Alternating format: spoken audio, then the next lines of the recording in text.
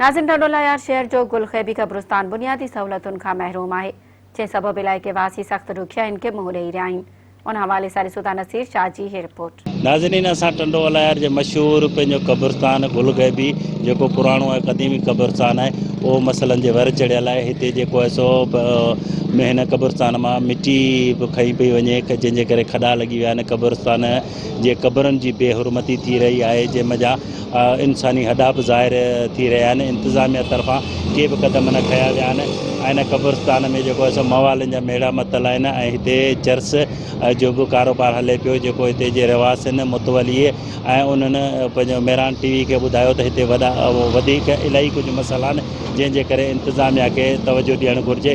अचो त उन हवाले सां हितां जे क़बरस्तान जे मुतवली ऐं आम माण्हुनि खां पुछूं त हिन क़बरस्तान जे हवाले सां कहिड़ा मसइला आहिनि। क़बरस्तान जे हवाले सां हिते तमामु कुतनि जो आज़ार, कब्ज़ा माफ़िया, चारई पासे जेको आहे सो दीवारूं कोट क़बरस्तान खे सौड़ो कयो पियो वञे। मतिलबु हिननि जॻहियुनि ते ही जॻहियूं जेके आहिनि इबरत जा मक़ाम आहिनि, हिते बि माण्हू कब्ज़े तां या ॿियनि तां इन्हनि शयुनि तां कोन्ह था मुड़नि, हिते बि हले पियो। तंहिंखां पोइ अकेलो माण्हू या फैमिली ईअं त अंदरि पंहिंजे प्यारनि ते गुल विझण या कुल पढ़ण लाइ बि कोन थी अची सघे। कुतनि जो एॾो त आज़ार आहे जो ॿार वीचारा दाहूं कंदे बि ॿुधाइनि ॾिठा आहिनि। माण्हू भॼी था क़बरस्तान मां ॿाहिरि निकिरनि। महिरबानी करे रिक्वेस्ट कंदासीं आला अमलदारनि खे त इन जे ख़िलाफ़ु कुझु न कुझु एक्शन खयो वञे जीअं हीअ शयूं बरक़रार थी सघनि। ॾाढो हिते तंग कयो आहे। हिकिड़ो त कब्ज़ा माफ़िया, ॿियो कुतनि जानवरनि, हिते न चओ दीवारी आहे न कुझु आहे। क़बरस्तान ते तव्हां पाण ॾिसो, एॾो वॾो क़बरस्तान आहे, हिते का बि अहिड़ी शइ कोन्हे। रुॻो वण बि पाण माण्हू वढींदा पिया वञनि, खॾा हणंदा वञनि, हॾा इंसानी जेके आहिनि उहे ज़ाहिर लॻा पिया आहिनि। केॾी महिल कहिड़ी कुंड खां कुता खणी पिया अचनि, केॾी महिल कहिड़ी कुंड खां खयो पिया अचनि। एतिरो ई चवंदासीं अदा इहो महिरबानी करे इन ते। मसाइल मवालिन तंग करे जो आहे हिते रुॻो विस्कियूं शराब था पीअनि ऐं क़बरस्तान में का सहूलियत कोन्हे।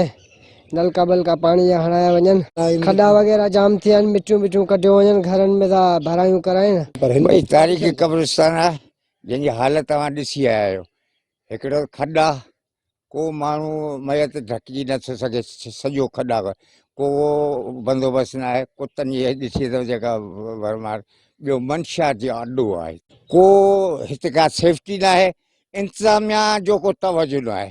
इंतिज़ामिया जा माण्हू ख़ुदि हुननि खे वठियो छॾियो ॾिनो।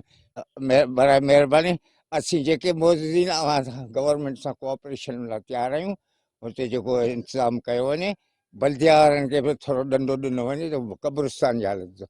ऐं जेके कुता आहिनि उहो हिते क़बरस्तान ते चौकी ॾियणी थी पए। जेको मयत पूरो थो वञे 24 कलाक वेहे थो न त कुता कढियो था वञनि। विढ़ंदा तूं केरु आहीं, छाजो फ़क़ीर आहीं?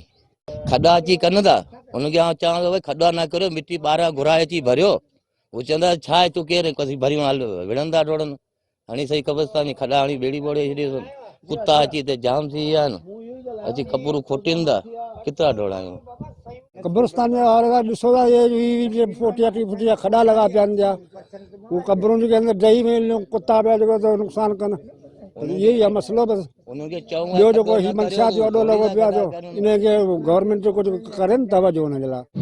नाज़रीन, तव्हां जीअं त मशहूरु क़बरस्तान गुलखैबी जे हवाले सां मुतवली ऐं आम माण्हुनि जा व्यूज़ ॿुधा। कैमरामैन टीम सां गॾु नसीर मोहम्मद शाह, मेरान टीवी।